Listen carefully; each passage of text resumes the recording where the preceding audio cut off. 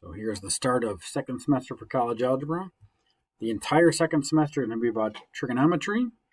We're going to start out with right triangle trig, and we're looking at trig ratios right now. So trig ratios are basically the sine, cosine, and tangent.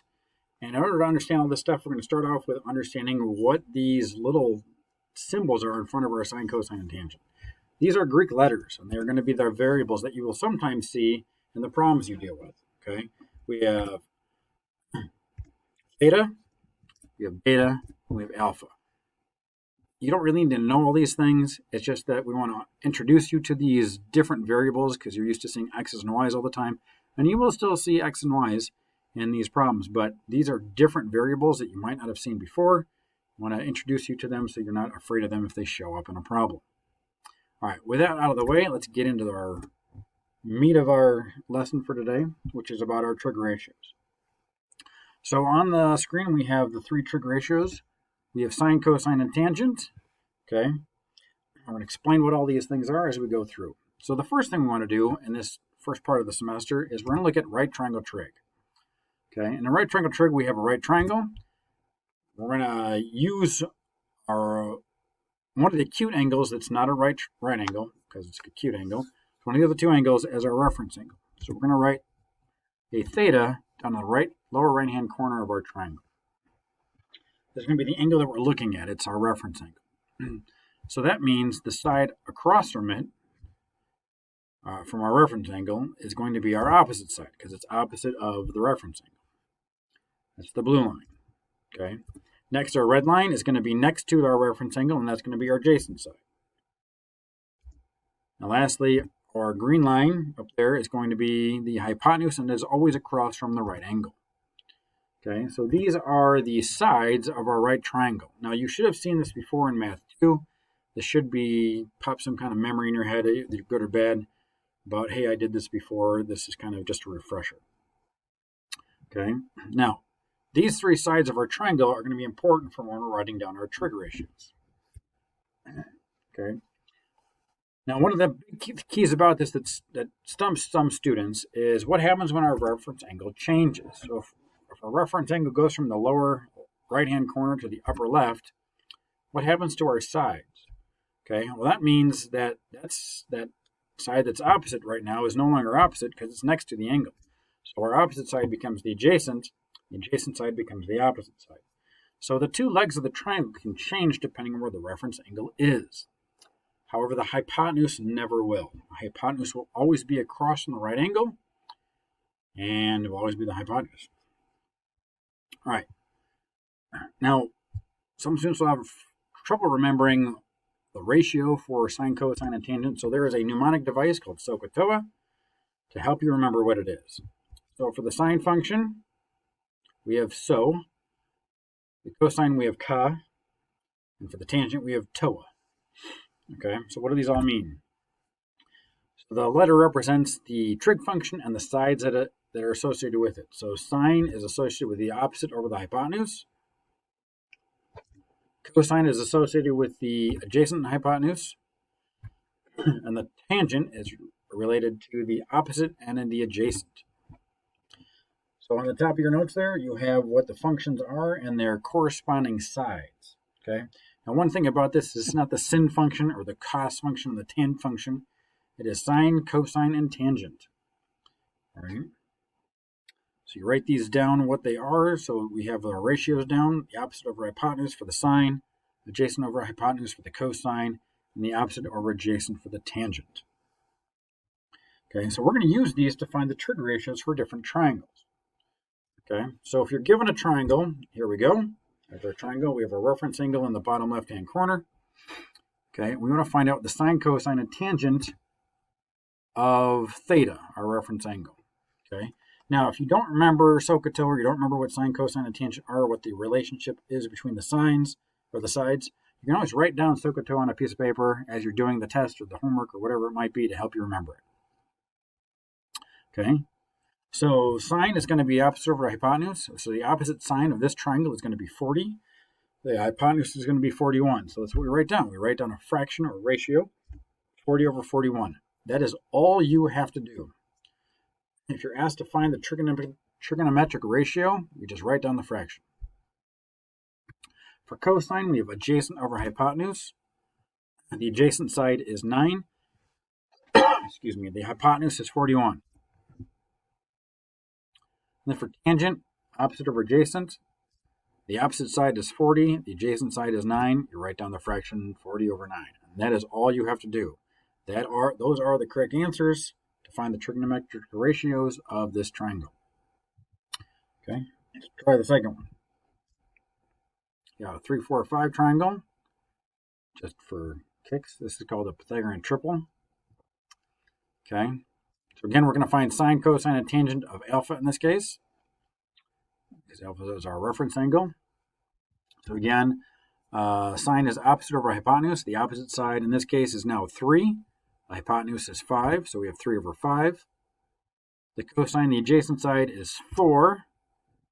The hypotenuse is 5, so you have 4 over 5. And the tangent, opposite over adjacent, you're going to have the opposite, which is 3, with the adjacent, which is 4. All right, so hopefully that makes some sense. Take a pause in the video, try the last one of this section, and then come back and we'll show you how you did. All right, so you're back. Here is the other triangle. These are the different trig ratios for sine, cosine, and tangent.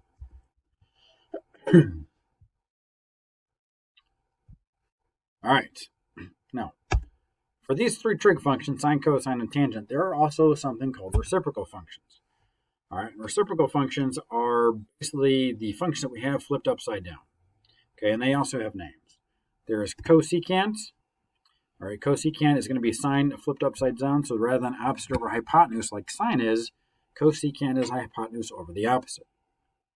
For cosine's reciprocal function, we have secant, which gives you the hypotenuse over the adjacent. And then for tangent, we have cotangent, which is going to be the adjacent over the opposite side. All right, these also have names. It's not CSC and sec and cot. It's cosecant, secant, and cotangent. Okay, so please remember those names as well as the first three that we had, because that's how I am referencing them in each of these cases. Okay.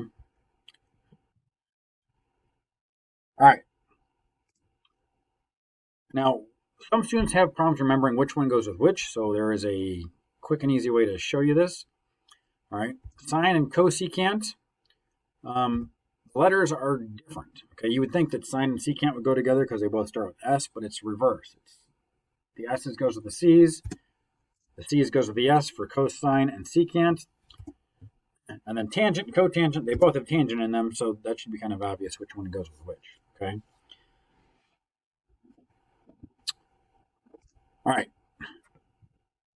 As kind of a preview to Unit 2, I know this is just the start of Unit 1, all right, but our reciprocal functions, secant, cosecant, and cotangent, all be written as 1 over the original trig functions, okay?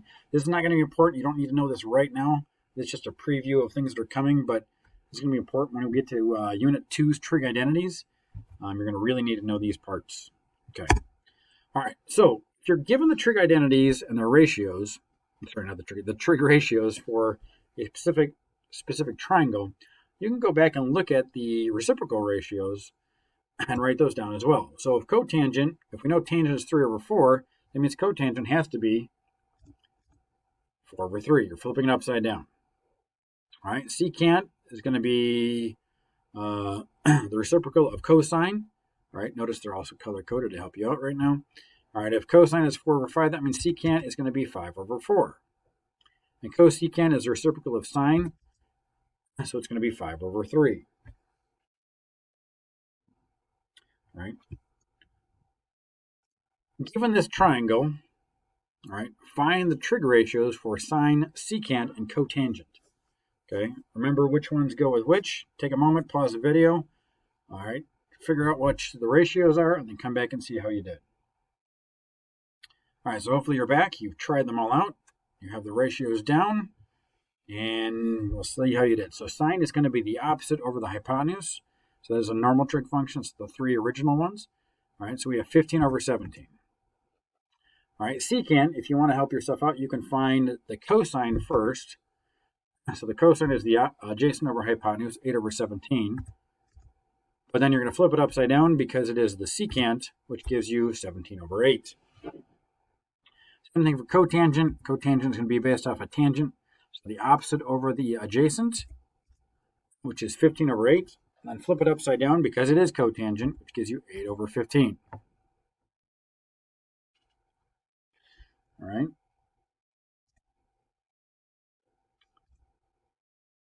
Okay, so this is the last triangle. Please find all the trig functions sine through cotangent for this particular triangle. Okay, take a pause in the video, find all these out, and then come back and see how you did. All right, so you paused the video.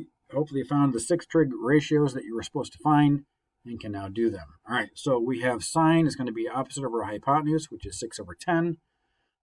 Cosine is going to be adjacent over hypotenuse, 8 over 10. Excuse me. Tangent is opposite over adjacent, 6 over 8. Cosecant is the reciprocal of sine, so it's 10 over 6. Secant is the reciprocal of cosine, so we have 8 over 10. Cotangent is the reciprocal of tangent, which is 8 over 6. Now the good news and the bad news. The good news is those are the right ratios as far as the numbers go. The bad news is they're all wrong. And the reason they're wrong is if you have a ratio that you can reduce in your fraction, you should reduce it. And all of these can be reduced. So those are the reduced fractions. All right, if you get a problem where you can reduce it, you should. So make sure that you do. All right, that is it. That is the notes. Good luck with the homework practice.